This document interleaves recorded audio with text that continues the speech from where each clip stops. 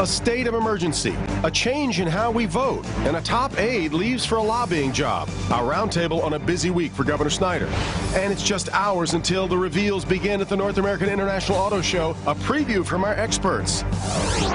Today is Sunday, January 10th, 2016, and this is Flashpoint. Hi, welcome to Flashpoint, and if you're among the thousands of journalists who poured into town for this year's auto show, welcome to Detroit. Big couple of weeks ahead, and thanks to a record-setting year in 2015 for American auto sales, it is again a big celebration of the business that has defined Detroit in the eyes of the world for so long. But we stand at a very interesting and perhaps even catalytic moment for the auto industry. Those big sales figures had a lot to do with cheap gas and low interest rates, both of which have likely bottomed out. And if we've been so busy buying trucks and SUVs, why is this show going to be so packed with more fuel-efficient models? And the week before everyone comes to town, GM announces a big buy-in on the ride-sharing service known as Lyft. And what is with all these efforts to create a car that drives without me doing anything? What is going on? Well, in one word, it's the future, and we're going to talk about that this morning. But first, we do need to dig into some big developments out of the governor's office this week.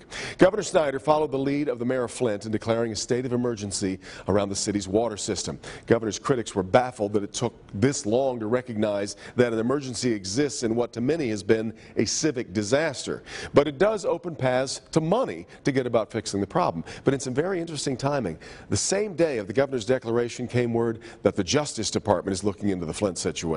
A day later, of all people, Cher was taking to Twitter suggesting a firing squad would be appropriate for the governor. Where's all of this headed? We'll talk about that too. We'll also talk about an end to straight ticket voting, even though Michigan voters have rejected efforts to get rid of it before. And the governor's chief of staff is leaving to become a lobbyist.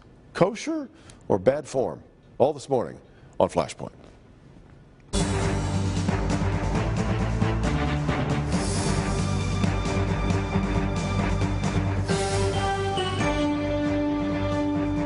Yeah, what a week. Much of that news circulating through or out of the governor's office. Let's start there this morning with my guests on this morning's roundtable.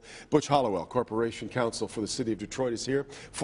Also former co-chair, I should mention, of the Michigan Democratic Party, which will be part of the conversation later. Randy Richardville here, the former Majority Leader for the Michigan State Senate. Portia Roberson heads up the Civil Rights Office for the City of Detroit, and Nolan Fenley is the Editorial Chief of the Detroit News. Butch, let me start with you. Sure. It has gotten hyperbolic, all this talk around Flint. I mentioned Cher. I didn't mention Michael Moore taking to Twitter saying the governor should be arrested for what's happened. Some of that is obviously, as I said, hyperbolic. But here's the governor now taking great pains to apologize for what happened. I'm trying to grasp how big of a disaster is this on many different fronts? Well, clearly it's a tragedy, but I think, as I was saying to you before, we have our own environmental issues to take care of. We just had this past week Marathon Petroleum asking for a lifting of emission standards, and that zip code that they're in, 48217, is the most polluted zip code in the state of Michigan. Well, in fact, where's your level of confidence in the MEDQ, given the change of leadership there and given what happened in Flint? I think it was appropriate for the change in the leadership, but what we've asked the MDEQ through our health director, Dr. Abdul Sayed, is to reject that because they're already out of compliance, and 1 out of 6 Detroiters already suffer from asthma and other kinds of congestive disorders as it relates to that. So we've got to clean up our own act. Portia, have you been able to get a handle on where the culpability here really lies? Well, I think the governor coming out in the last week or so and apologizing is saying that he has, MDEQ didn't do what they were supposed to do, and I guess that's where the culpability lies. But the tragedy is across the board. I mean, you can't. You're talking about long-term effects on children, and I don't think there's anything really more egregious than that. And I was happy to see the governor start to take some steps to really make amends, because in the beginning it was sort of, we're going to wait and see how this fleshes out, and I don't think that they realized that this was going to continue to get national attention, and people were really going to be up in arms about what had happened. And so now you're starting to see a real addressing of the issues, and he met last week with the mayor of Flint, so I think there's some steps in the right direction. But Randy, it was months and months of residents complaining about the smell and taste of their water. It took a private pediatrician doing his own testing for this to all come to light.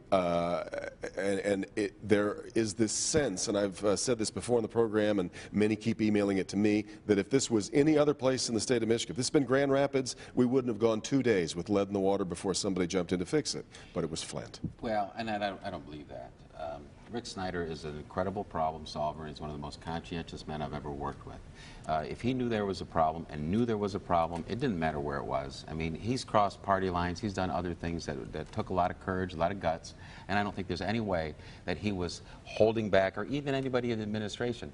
Realize that besides the leadership, almost everybody in the administration is a bureaucrat that's been there for years.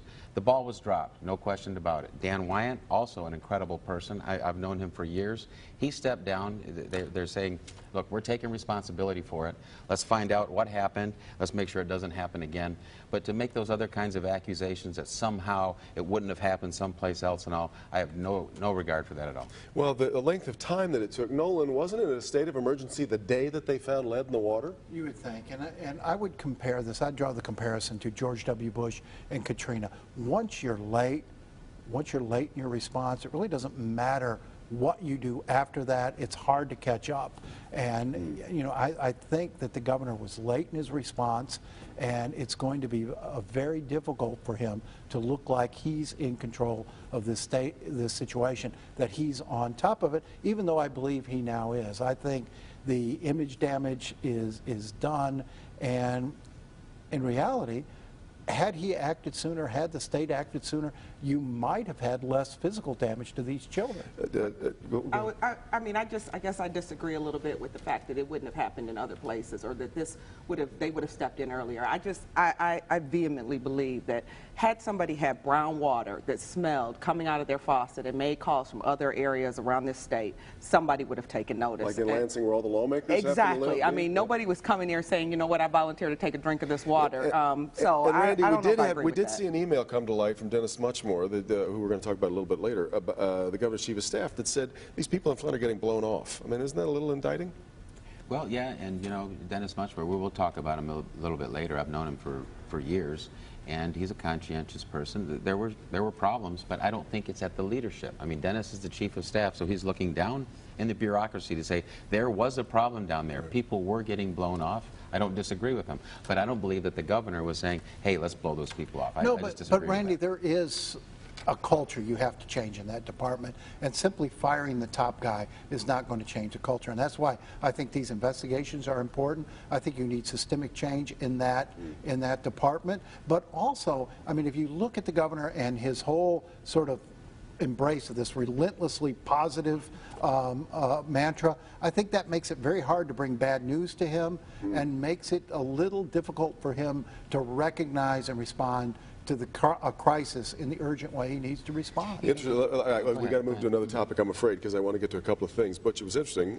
In some ways, shielded by what was going on in Flint was the governor's decision to end straight party ticket voting, which I know you're not thrilled with. Big mistake. You know, the straight party voting is important, particularly in the city of Detroit, where 78% of our 508,000 registered voters cast ballots that way.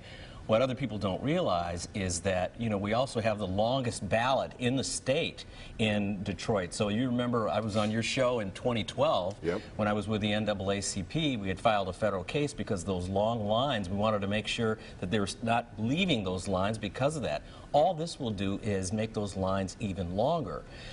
Further, voters twice, not once, but twice, as recently as 2012, said that we want straight ticket voting. So you'll have more mistakes. You'll have the 30% fall off that usually occurs towards the back of the ballot rise.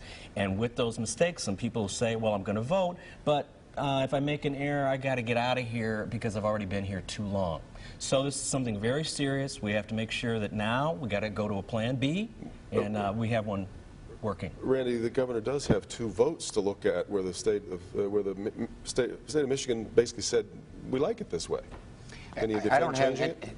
I don't have any problem at all with requiring people to go down a ballot and make a choice all the way down. It's just like when we grew up with true-false tests, multiple choice tests. You didn't say, hey, all true, here you go. No, you take a look at each one and make a decision all the way down. Why is it that we are doing things to make voting more difficult for people as opposed to easier for people? That's not voting. That's not voting Bush to go in there and pull the donkey's tail. That is not voting. That is voting. That and isn't voting. people have made a conscious decision, and core political speech is at the highest end of our constitutional protections. it invites fraud, it invites There's never been any evidence of that. 40 other states, most other states, do not allow straight ticket voting. But did those We're states going take it? in line. But did those we're states going in line with the other states? Did those states take it to the voters twice? No, and that's they where, did not. and that's And my we problem. did. That's my issue. That's my problem with it. Yeah, let me No, let- I I was think gonna it should have been changed by voters. by voters. I agree with Nolan that, you know, you can't have voters tell you twice what they want to see happen on their ballot, and then you go ahead and do whatever you want to do anyways. I mean, and then you put it in place it in a position where we can't go back and vote on it again because he knows that we're not going to want it because we've already said we don't want it. So, I mean, it's this sort of dictatorship where you get what he wants rather than what we want. And we got Butch, if Democrats weren't the bigger beneficiaries of this, would you be as against this move if it was Republicans? I think let people make their own decisions, and we did. The voters of the state said that they want this. We use it. It's a tool. We should make things such as no reason absentee voting, same-day registration. These are good reforms. Only got about a minute left, Randy. I want to get to Dennis Muchmore, leaving as chief of staff to become a lobbyist. That is leaving one of the most influential positions where you know more about what's going on and moving into the lobbying world. Nothing illegal about it. Is it kosher? Is it cool? Oh, yeah, absolutely. Dennis has worn a number of hats. I'd like to read his book or see his movie someday. He's that kind of guy. You know, I mean, Most interesting man in the world. he's right up there. Certainly respected. He is. He's very respected, absolutely, which is why he'll be a respected lobbyist. And I think Honigman is lucky to have him. Here's a first-class the firm to which he's moving. Yeah, and I think he's a first-class brain. Why wouldn't somebody want to hire him to get his knowledge about how government works? Portia, are you okay with it? I actually am. I'm okay with it. I feel like, listen, the lobbying goes on every day. At least we know he's a registered lobbyist and we know what he's doing, so we can watch that versus... Sorry. And ethical. He's an ethical person. And, you know, my bigger concern here is the loss to the state. And this happens in second terms where the people who came in with you and could tell you, hey, you know, could be honest with you and say, yeah, you know, you're not wearing any clothes today, are gone, and you got a lot of yes men come in behind them. I think it's bad for the administration. Busy morning. I got to get to what's happening in the auto world. We'll do that right after this. Thanks, gang, very much for being here. We'll continue. This is Flashpoint on Local 4.